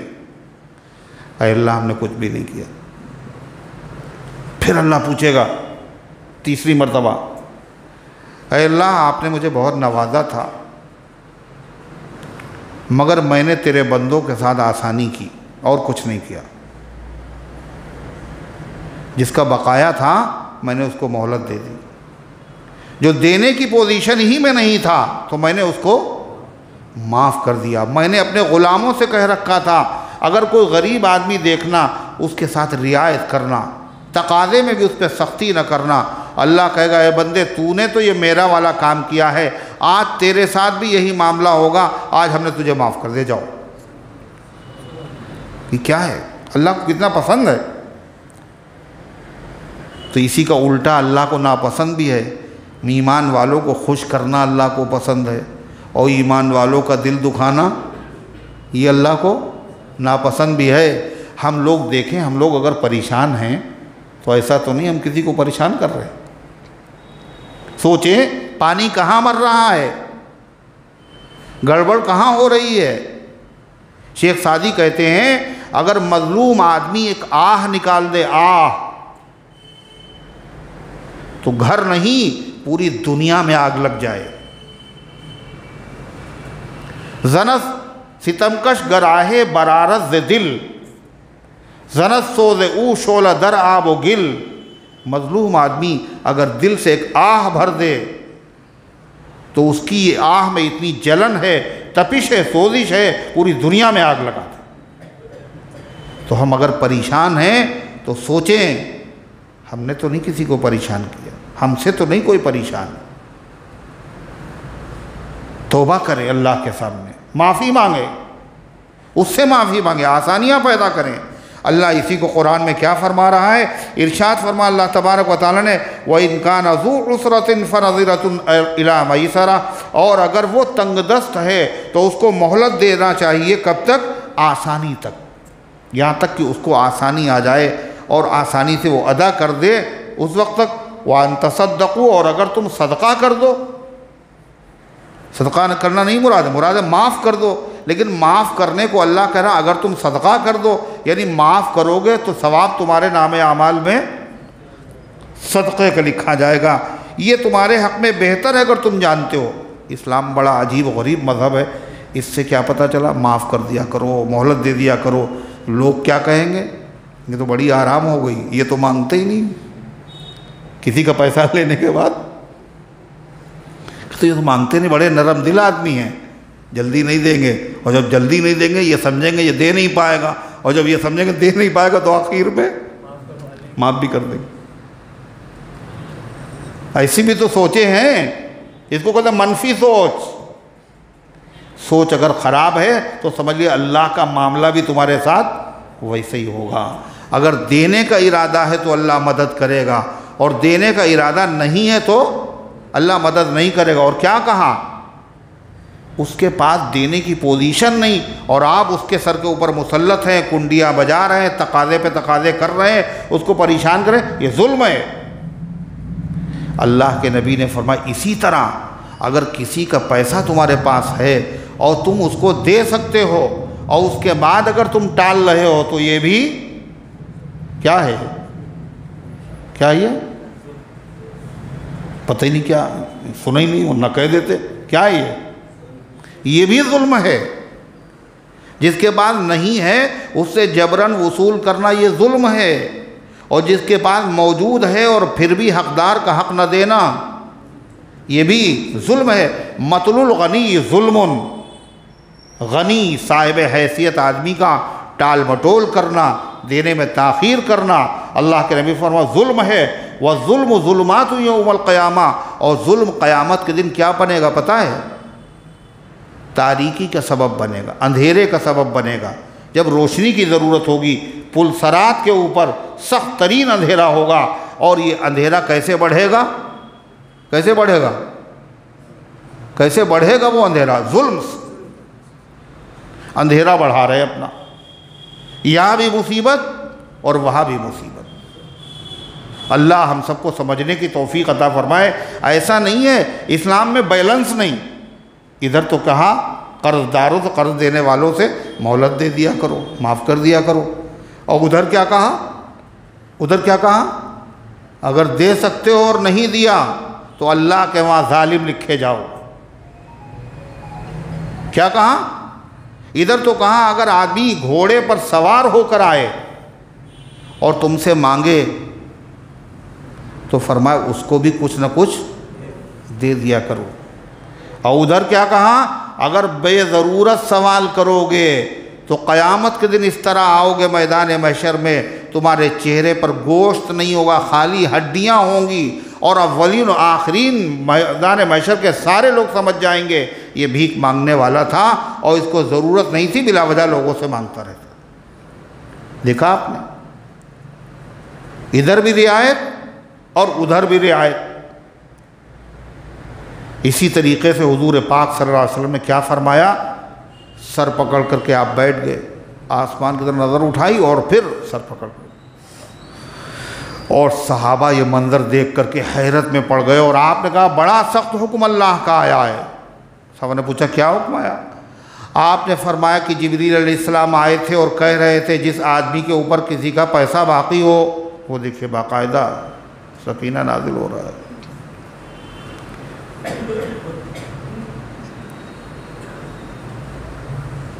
سب لوگ زیارت کر رہے ہیں۔ ہاں تو کیا ہوا؟ جس پہ کیا بتا رہے ہیں؟ کیا ہوگا جس کے کسی کے اوپر پیسہ باقی ہو اور اس نے نہ دیا ہو، اور اس کے بعد وہ اللہ کے راستے میں شہید ہو جائے، اور پھر زندہ ہو، اور پھر شہید ہو، پھر زندہ ہو، پھر شہید ہو، جنت میں جا نہیں سکتا جب تک کہ اس کا قرضہ ادا نہ کر دیا جائے۔ ہے سخت حکم یا نہیں؟ اس سے بڑی قربانی کیا ہوگی؟ اللہ کے راستے میں جان قربان کر دی، شہید ہو گیا۔ اس سے کیا پتہ چلا؟ کسی کی شہادت اور کسی کے مرنے کے بعد سب سے پہلی فکر رشتہ داروں کو کاہے کی کرنا چاہیے؟ کہ تیجا 40واں کرنے کی، قرآن خوانی کی، کاہے کی کرنا چاہیے؟ قرضہ تو نہیں باقی ہے اس کے اوپر، جنت میں تو چلا جائیے۔ نبی کریم صلی اللہ علیہ وسلم اپنے عمل کے ذریعے سے بھی صحابہ کو آپ نے یہ ترغیب دی ہے۔ اللہ اکبر، آپ نے فرمایا یہ جو جنازہ آیا اس پہ پیسہ تو نہیں کسی کا ہے، اگر قرضہ نہیں ہے تو آپ نماز پڑھا رہے ہیں، اور اگر قرضہ ہے تو آپ کہتے ہیں اپنے بھائی کی جنازے کی نماز پڑھ لو، آپ خود پڑھنے کے لیے تیار ہیں۔ یہ کاہے کے لیے ہے؟ تاکہ امت کا یہ مزاج بنے، قرض لے ہی نہیں، اور اگر لے تو فوراً دینے کی کوشش کرے۔ اور وہ زمانہ بھی بڑا عجیب تھا، اس لیے صحابہ تھے نا، وہ بغیر ضرورت لیتے ہی نہیں تھے۔ اب کسی غریب نے بغیر ضرورت سے لیا اور نہیں دے پایا، اب اللہ کے نبی نماز نہیں پڑھ رہے ہیں تو دوسرے صحابی کھڑے ہو گئے اور کہنے لگے اے اللہ کے رسول، جتنا قرضہ ہے میں اس کا ادا کروں گا، آپ نماز پڑھا دیجیے۔ ہے اس زمانے میں کوئی ایسا؟ اتنی بڑی قربانی! وہ کس دنیا کے لوگ تھے؟ وہ کیسے لوگ تھے؟ ہم میں اور ان میں کتنا بڑا فرق ہے، زمین و آسمان کا فرق۔ اسی لیے حضرت حسن بصری رحمۃ اللہ نے فرمایا اگر صحابہ اٹھ کے قبروں سے آ جائیں اور ہم کو دیکھیں تو ہم کو مسلمان نہیں سمجھیں گے، اور اگر ہم ان کو دیکھیں تو ہم ان کو انسان نہیں سمجھیں گے۔ وہ دوسری وادی کے لوگ تھے، ہم دوسری وادی کے لوگ ہیں۔ اللہ تعالیٰ نے کیسا ان کو منتخب کیا تھا اور کس طریقے سے عجب عالم تھا۔ حضرت زبیر رضی اللہ عنہ کی شہادت کے بعد، یہ حضور پاک صلی اللہ علیہ وسلم کے پھوپھیزاد بھائی ہیں۔ کون؟ حضرت زبیر، اور عشرہ مبشرہ میں سے ہیں۔ اور صدیق اکبر کے کیا ہیں یہ داماد، صدیق اکبر کے داماد. اور نبی کریم صلی اللہ علیہ وسلم کے کون ہیں؟ یہ پھوپھی زاد بھائی ہیں اور حضور پاک صلی اللہ علیہ وسلم کے ساڑھو بھی ہیں. کون ہے یہ ساڑھو؟ کسے کہتے ہیں؟ جن دو آدمیوں کی نکاح میں دو بہنیں ہوتی ہیں ان کو آپس میں ساڑھو. حضرت عثمان اور حضرت علی ساڑھو ہیں. اللہ کے نبی اور حضرت زبیر ساڑھو ہیں. اللہ کے نبی اور حضرت زبیر ساڑھو ہیں. کیوں؟ اس لیے کہ وہ داماد ہیں. اللہ کے نبی بھی صدیق اکبر کے داماد ہیں اور حضرت زبیر بھی صدیق اکبر کے داماد ہیں. حضرت صدیق اکبر کی ایک بیٹی نبی کے گھر پہ ہے اور ایک بیٹی حضرت زبیر کے گھر پہ ہے. اللہ کے پیغمبر کے گھر پہ کون ہے؟ ام المومنین حضرت عائشہ صدیقہ طاہرہ. اور حضرت زبیر کے وہاں کون ہے؟ حضرت اسماء بنت ابی بکر صدیق. صدیق اکبر کی 3 بیٹیاں، ایک عائشہ، ایک حضرت اسماء اور ایک بھول گئے. سبق کا مطلب کیا ہوتا ہے؟ آموختہ پچھلا وہ یاد ہو تو پھر آگے سبق دیا جائے. حضرت ام کلثوم. اور یہ صدیق اکبر کی وفات کے بعد پیدا ہوئیں اور صدیق اکبر نے بتا دیا تھا کہ میرے دل میں یہ بات اللہ نے ڈالی ہے، میرے گھر پہ جو مہمان آنے والا ہے وہ لڑکا نہیں وہ لڑکی ہو. ویسے ہی ہوا الہام. تو غرضے کی حضرت زبیر انہوں نے کہا کہ اپنے بیٹے سے، بیٹا ایسا ہے کہ جب میرا انتقال ہوا میرا قرضہ ادا کرنا ہے، بہت قرضہ ہے میرے اوپر، اور اگر وہ ادا نہ ہو پائے تو میری وہ زمین ہے اس کو بیچ دینا. اگر وہ بھی ادا نہ ہو پائے، اس سے بھی ادا نہ ہو تو میرے جو قریبی رشتہ دار ہیں ان سے کہنا زبیر کا پیسہ ہے ادا کرو. اگر جب بھی نہ ادا ہو تو میرے مولا سے کہہ دینا، میرے مولا سے کہہ دینا. تو ان کے بیٹے عبداللہ ابن زبیر نے کہا کہ یہ مولا کون بھائی؟ اس لیے جب مولا کا لفظ بولا جائے تو لکھنؤ کے لوگ تو ایک ہی مولا سمجھتے. اللہ مولانا ولا مولا لکم. حضور صلی اللہ علیہ وسلم نے فرمایا تھا غزوہ احد میں حضرت فاروق اعظم سے کہ یہ جو کہہ رہے ہیں لنا العزا ولا عزا لکم، ہمارے پاس عزا بت ہے مسلمانوں، تمہارے پاس عزا نہیں ہے، تم جواب میں ان سے کیا کہو گے؟ اللہ مولانا ولا مولا لکم، اللہ ہمارا مولا ہے، تمہارا کوئی مولا نہیں. مولا اللہ. تو کہا یہ مولا کون ہے جس سے کہیں کہ زبیر کا قرضہ ادا کرنا ہے؟ کہا میرے اللہ سے کہنا. اور یہ قرضہ تھا کیوں حضرت زبیر کے اوپر اتنا؟ تھا کیوں اتنا قرضہ؟ جب اللہ کے نبی نے اتنا منع کیا قرضہ نہ لو اور پھر بھی اتنا قرضہ، اور اتنے بڑے صحابی کا ہوتا یہ تھا لوگ ان کے پاس پیسہ رکھنے آتے تھے، امانت، میری رکھ لو، میرا پیسہ رکھ لو، میرا پیسہ رکھ لو، میرا پیسہ رکھ لو. اور ظاہر ہے جس کے پاس لوگ پیسہ رکھنے جائیں وہ کیسا آدمی ہوگا؟ سمجھ لیں کریم آدمی ہے وہ. لوگ چھاٹ کے اسی کے پاس کیوں آ رہے ہیں؟ اور ایک دو نہیں، بھیڑ. تو حضرت زبیر کیا کہتے تھے؟ نبی کے شاگرد ہیں، صحابی ہیں، عالم ہیں. کہنے دیکھو بھائی یہ قرضہ، یہ امانت نہیں ہے، یہ قرضہ ہے. امانت نہیں ہے تمہاری، قرضہ ہے. امانت ضائع ہو گئی، یہ امانت ضائع ہو گئی. امانت میں ہم تصرف نہیں کر سکتے. امانت جو کسی نے رکھی جیسی رکھی ویسے رکھی رہے گی. اور قرضہ اگر دیا تو ہم جہاں چاہیں اس کو خرچ کریں. تو وہ آتا تھا ان کے بعد وہ قرضہ امانت رکھنے کے لیے وہ اس کو قرض بتا دیتے تھے، اور اس کے بعد پھر اس کی مدد کرنا اور اس کی مدد کرنا اور یہاں خرچ کرنا اور وہاں خرچ کرنا، اور وہ اس لیے اتنا قرضہ ہو گیا. اب اس کی ادائیگی کی بات ہو گئی تو خیر وہ قرضہ تو ان کا ہو گیا ادا، وہ زمین بیچی ہو گیا ادا. تو حضرت عبداللہ ابن زبیر نے، عبداللہ ابن جعفر حضور صلی اللہ علیہ وسلم کے چچا زاد بھائی جو شہید ہو گئے حضرت علی کے سگے بھائی، ان کے بیٹے تھے عبداللہ ابن جعفر. یہ گھرانہ نبی کا گھرانہ ہے، یہ نبی کے رشتہ دار ہیں، ان کی سخاوت اللہ اکبر. تو حضرت زبیر کی شہادت کے بعد عبداللہ ابن زبیر نے کہا ان کے بیٹے سے، حضرت جعفر کے بیٹے سے، کہ میرے والد کا قرضہ آپ کے والد کے اوپر ہے، میرے باپ زبیر کا بقایا آپ کے باپ جعفر کے اوپر تھا. تو کہلے کوئی مسئلہ نہیں. کتنا تھا انہوں نے بتایا؟ اتنا تھا. کون لے لینا، وہ لے لینا. تو اس کے بعد حضرت عبداللہ ابن زبیر پھر ان سے ملے. کہنے وہ غلطی ہو گئی حضرت. کیا غلطی ہو گئی؟ کہ میرے باپ کا نہیں، آپ کے باپ کا میرے باپ کے اوپر قرضہ تھا. تو کہنے کوئی بات نہیں، میں نے معاف کر دیا. دیکھ رہے ہیں آپ کیسے لوگ تھے یہ. کہا کہ تمہارا اوپر میرے باپ کا قرضہ ہے، کوئی بات نہیں، لے لینا، وصول کر لینا، کوئی پریشانی نہیں.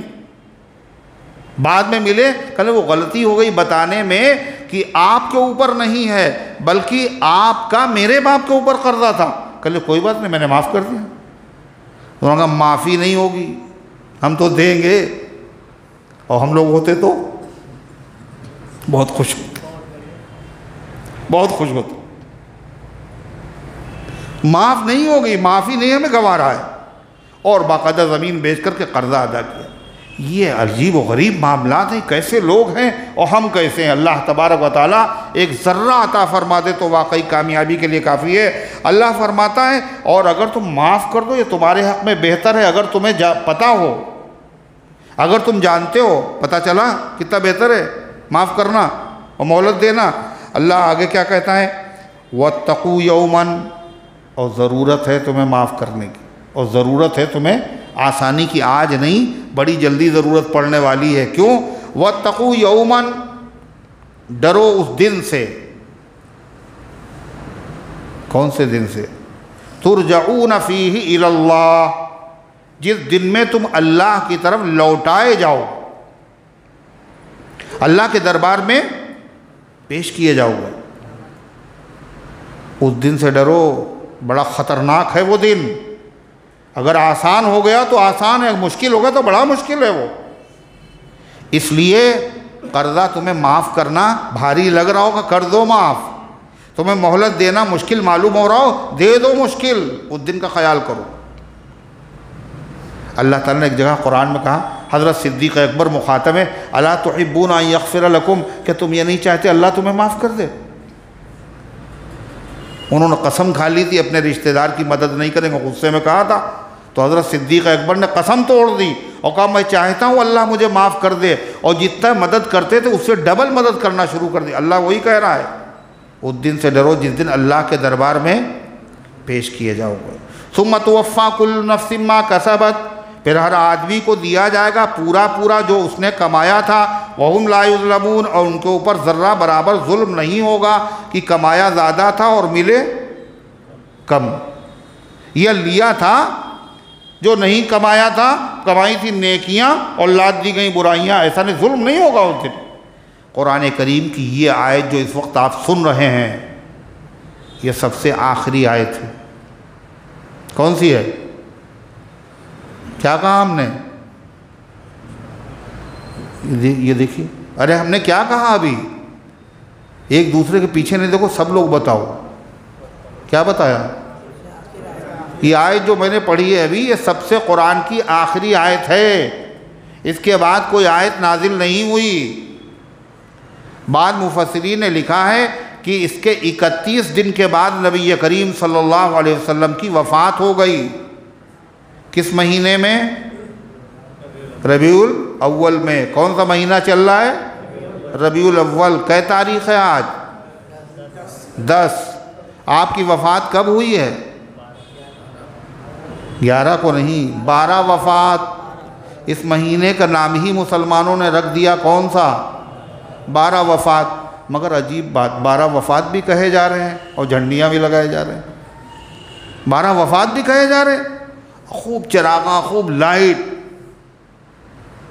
صاحب لائٹ تو اس لیے لگاتے ہیں کہ آپ پیدا ہوئے، تو پھر 12 کیا کہنا چاہیے؟ 12 ولادت، 12 ولادت مانے پیدائش، 12 ولادت اس مہینے کا نام تو نہیں، اس کا نام کیا ہے؟ 12 وفات۔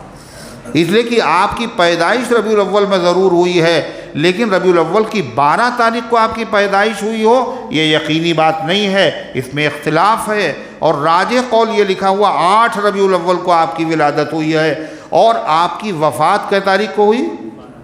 12 ہی کو ہوئی۔ اس میں کوئی یہ کیوں ہے 12؟ اور ولادت میں اختلاف کیوں ہے؟ اللہ کی طرف سے انتظام ہے کہ یہ کوئی اللہ کے نزدیک اہم چیز نہیں ہے کہ تم برسی منانے لگو، یہ تم برتھ ڈے منانے لگو، یہ تاریخی نہیں پتہ، مناؤ گے کیسے؟ تاریخی نہیں پتہ۔ اور اگر اس کی اتنی اہمیت ہوتی تو صحابہ کو یہ تاریخ ضرور یاد ہوتی، اس میں اختلاف ہی نہیں ہوتا۔ اختلاف ہونا اس لیے کہ یہ کس کی تاریخ ولادت ہے؟ آدمی، معمولی آدمی تو اس کب پیدا ہوا لوگوں کو پتہ ہی نہیں۔ سب سے بڑا آدمی، سب سے بڑی مخلوق، سب سے افضل اور اعلیٰ، خدا کی تمام مخلوقات میں آپ سے اعلیٰ عرفہ کوئی ہے ہی نہیں، ایک ایک بات تو آپ کی محفوظ ہے، تو آپ کب پیدا ہوئے یہ نہیں پتہ۔ اختلاف کا مطلب ہی یہی ہے۔ اسلام میں اس کی اہمیت نہیں ہے۔ اسلام میں اہمیت کس چیز کی ہے؟ اللہ کے نبی کی ولادت ہوئی، سب سے خوشی کی بات، سب سے بڑی نعمت اللہ نے عطا فرمائی، مگر سب سے خوشی اس بات کی ہے کہ نبی کی ولادت سے آپ خوش ہوں یا اللہ کے نبی خوش ہوں؟ ہیں؟ حضور خوش ہوں یا ہم خوش ہوں؟ ہم لوگ تو سوچتے ہیں ہم خوش ہو لیں، ہم لوگ وہی کام کرتے ہیں جس سے ہمیں خوشی ہو، مٹھائی، حلوہ، لائٹنگ، چراغاں، ریکارڈنگ، یہ سب ہے نا۔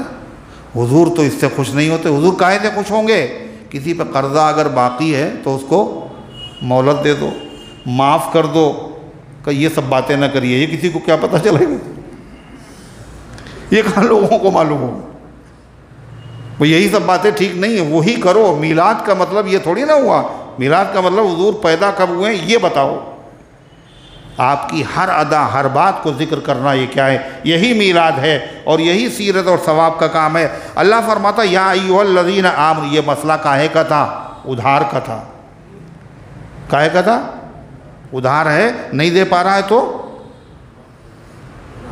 معاف کر دو مولا۔ آگے کیا بتا رہا اللہ؟ ادھار جب بھی لین دین کرو، قرضہ ہو چاہے کوئی مال ہو، اللہ کہہ رہا کہ دیکھو اسے لکھ لیا کرو۔ یہ کب کہا قرآن نے؟ آج تو لکھے بغیر کچھ ہوتا ہی نہیں ہے، نہیں بل بھی ساتھ میں ہو رہا ہے، نقد لے رہے ہیں جب بھی لکھا جا رہا ہے، ریکارڈنگ ہو رہی ہے۔ اس زمانے کی بات ہے جب لکھے پڑھے لوگ بہت کم ہوتے تھے۔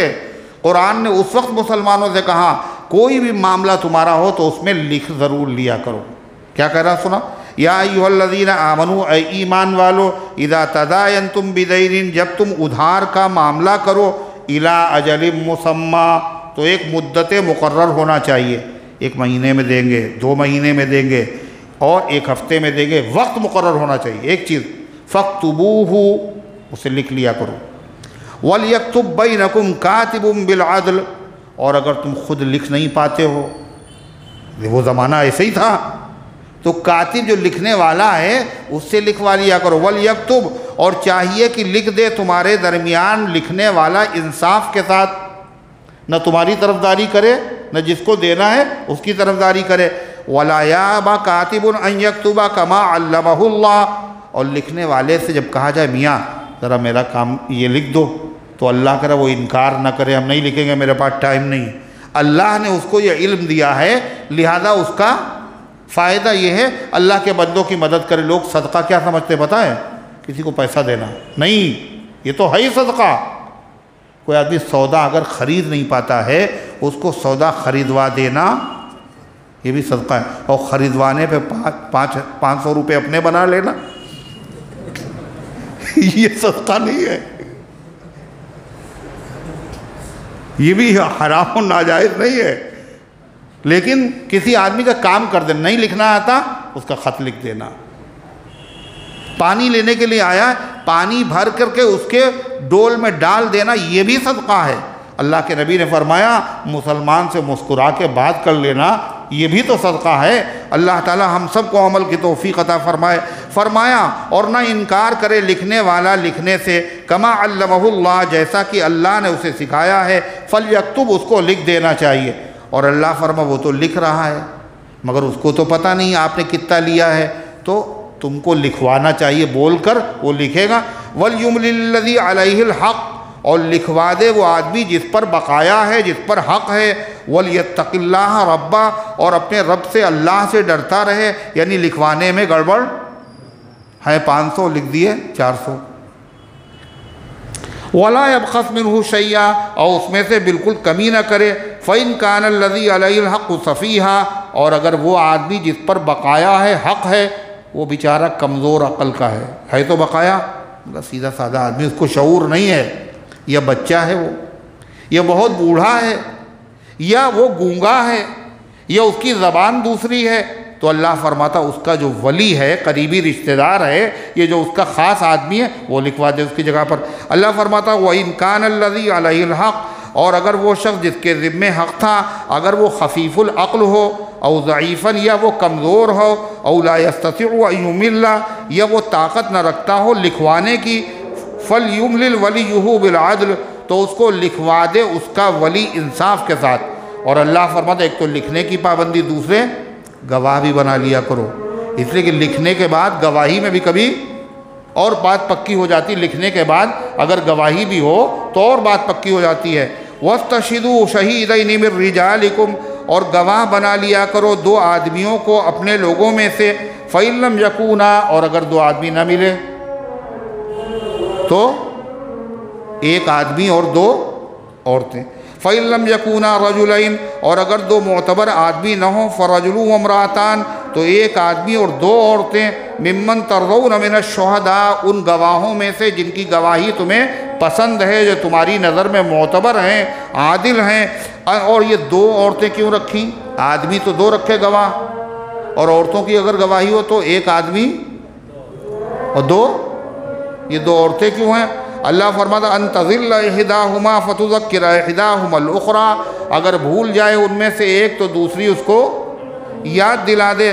ولا یاب الشہداء اذا ما دعوا ولا تسأموا ان تکتبوه صغیرا او کبیرا، اور اللہ فرماتا گواہ تو بنا لیے، اب جب اس کو گواہی دینے کے لیے بلایا جائے تو وہ انکار نہ کرے، ہم گواہی نہیں دیں گے۔ یہ بڑا مسئلہ ہے۔ کیوں آج کل لوگ گواہ دینے کے لیے تیار نہیں ہوتے؟ کیوں؟ گواہ بن کے درد سر کون مول لے؟ قرآن نے اس کا بھی انتظام کیا، کیا کہا؟ گواہی اگر سچے گواہ نہیں ملیں گے تو حق مرے گا یا حق ملے گا؟ کیا ہوگا؟ حق مرے گا۔ اس لیے گواہ اگر تم ہو تو سچی گواہی دو، گواہی دینے سے انکار نہ کرے۔ وَلَا يَأْبَ الشُّهَدَاءُ، اور انکار نہ کریں گواہی دینے والے، اِذَا مَا دُعُوا، جب ان کو گواہی کے لیے بلایا جائے۔ اللہ کہتا ہے، اور کبھی کبھی یہ بھی سوچتے ہیں اتنا سا لین دین ہے، اس کو لکھ کے کیا کریں گے؟ اللہ فرماتا یہ نہ کرنا، چھوٹا معاملہ ہو یا بڑا، لکھنا ضرور۔ وَلَا تَسْأَمُوا، اور نہ اکتایا کرو اس بات سے کہ تم لکھنے لگو اس کو، صغیراً او کبیرہ، چھوٹا معاملہ ہو یا بڑا ہو، الی اجلہ، اس کے وقت مقررہ تک۔ ذالکم اقسط عند اللہ، یہ چیز زیادہ انصاف والی ہے اللہ کے نزدیک۔ واقوم للشہادہ، اور گواہی کو ٹھیک ٹھیک ادا کرنے کا ذریعہ ہے۔ وادنا اللہ ترتابو، اور اس بات کے زیادہ قریب ہے کہ تمہیں شک نہیں پیدا ہوگا جب لکھا ہوا ہوگا۔ الا ان تکون تجارتا حاضرتا، اللہ فرماتا ہے لیکن اگر تم ہاتھ در ہاتھ لین دین کر رہے ہو، یعنی نقد سودا، تو لکھنے کی پھر ضرورت نہیں ہے، لیکن اگر لکھ لو پھر بھی جب بھی اچھا ہے۔ مگر یہ کہ تم تجارت کر رہے ہو حاضرتاً، یعنی کیسی تجارت کر رہے ہو؟ جو موجود ہو، تدیرونہا بینکم، جو تم آپس میں لے دے رہے ہو، فلیس علیکم جناح، تو تمہارے اوپر کوئی گناہ نہیں ہے، اللہ تکتبوہا، اگر تم اسے نہ لکھو۔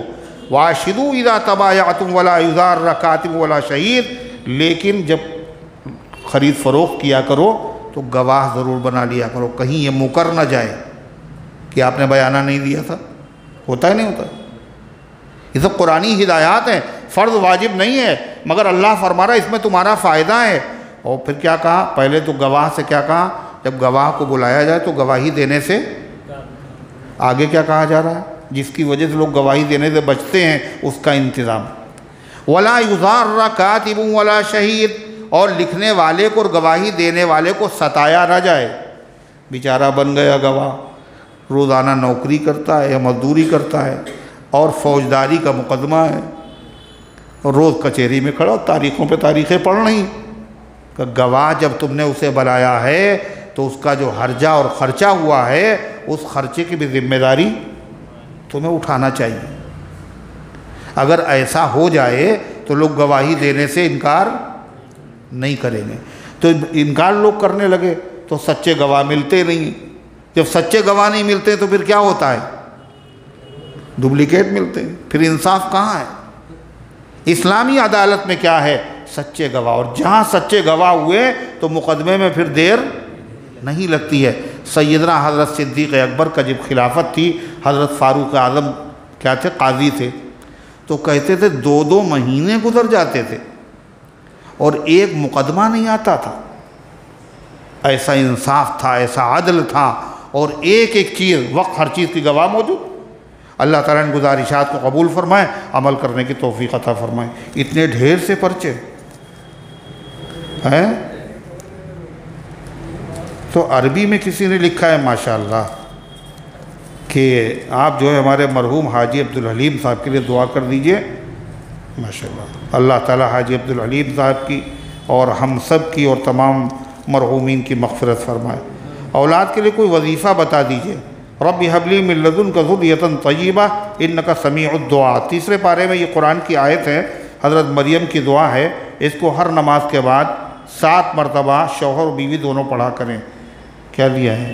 میرے شوہر کی تنخواہ 13,000 روپیہ ہے، اس میں سے کیا دیا ہے؟ دیکھو بھائی، رشتے آنے کے لیے روزے بھی رکھے جاتے، جی ہاں رشتے کے لیے بھی رکھ سکتے ہیں، اور ہر کام کے لیے اللہ کو روزے بہت پسند ہے۔ منت مان لے آدمی، ماموں کا آپریشن نہیں ہو پا رہا ہے، اللہ تعالیٰ آسانی پیدا فرمائے اور آپریشن کامیاب کرے۔ اس میں سے کتنا دینا چاہیے؟ کیا چیز؟ 13,000 میں سے کس کو کیا دینا چاہیے؟ کس کو کتنا دینا چاہیے مطلب؟ یہ تو سمجھ میں نہیں، سوال سمجھو پہلے۔ رئیس بھائی کی طبیعت خراب ہے، اہلیہ سلیم کی طبیعت خراب، اللہ سب کو شفا عطا فرمائے۔ خواب دیکھا ہے کہ ارے خواب بھی ہے، جانچ ہو رہی ہے، اور وہی خواب میری دوسری بہن نے بھی دیکھا ہے، بڑی بہن اس وجہ سے جن کو دیکھا ہے وہ بہت پریشان ہے۔ کوئی بات نہیں، اللہ تعالیٰ صحت عطا فرمائے، صدقہ کر دو۔ 1 لاکھ روپیہ بیاج پر لیے ہیں، جس میں سے 13,000 روپیہ بیاج دینا پڑتا ہے، وہ بہت پریشانی سے دے پاتی ہے۔ میری پہچان میں کوئی ہے جو 1 لاکھ پر 2,000 بیاج لیتے ہیں۔ ہم نے سوچا کہ ان کو بیاج دیں تو ان کا کچھ پیسہ بچ جائے گا۔ بیاج ہی ہے، چاہے کوئی کم لے چاہے زیادہ لے۔ آپ نے دوسری بات نہیں سوچی، ان کو کچھ پیسہ دلوا دیجئے کہیں سے، فری میں، بغیر بیاج کے۔ اگر آپ کو پاس ہے تو آپ دے دیجئے، اگر انہوں نے قرضہ لیا ہے تو آپ پیسہ لے کے ان کا قرضہ ادا کروا دیجئے، معاف کر دیجئے۔ اگر نہیں معاف کر سکتے ہیں تو دوسرے کا پیسہ ہے تو کیا کرو، اس کو پیسہ دے کے اس کا قرضہ ادا کروا دو، جب بھی وہی ثواب ملے گا۔ اللہم صلی علی سیدنا وعلی آل سیدنا کما تحب و ترضى عدد ما تحب و ترضى اللہم انت السلام ومنک السلام تبارکت یا ذا الجلال والاکرام ربنا آتنا فی الدنیا حسنہ وفی الآخرۃ حسنہ وقنا عذاب النار۔ اے اللہ ہم سب کی حاضری کو اپنی رحمت سے قبول فرما، ایمان کامل عطا فرما، اعمال صالحات کی توفیق عطا فرما۔ اے اللہ اس درس قرآن کو قبول فرما، اس کو ہم سب کی نجات اور مغفرت کا ذریعہ فرما۔ جنہوں نے دعاؤں کے لیے کہا ان کے نیک مقاصد میں کامیابی نصیب فرما، عالم اسلام میں امن و امان قائم فرما۔ اے اللہ جو تیرے محبوب کی شان میں گستاخیاں کرنے والے ہیں، ان کے مقدر میں ہدایت ہے تو ہدایت دے دے، ورنہ اے مالک تو ان سے انتقام لے لے، ان کو عبرتناک سزا عطا فرما، قہر و غضب کی بجلیاں ان پر گرا دے۔ اے اللہ جہاں کہیں تیرے بندے پریشان غیب سے ان کی مدد فرما، ہمارے ملک کی، ہمارے وطن کی، ہمارے شہر کی فرقہ پرستوں کی شرارت سے حفاظت فرما، جو دنیا سے جا چکے ان سب کو معاف فرما، ہم سب کو اسلام پر زندہ رکھ، ایمان پر موت دے، ایمان والوں کے ساتھ حشر فرما، آمین یا رب العالمین وصلی اللہ علی النبی الکریم۔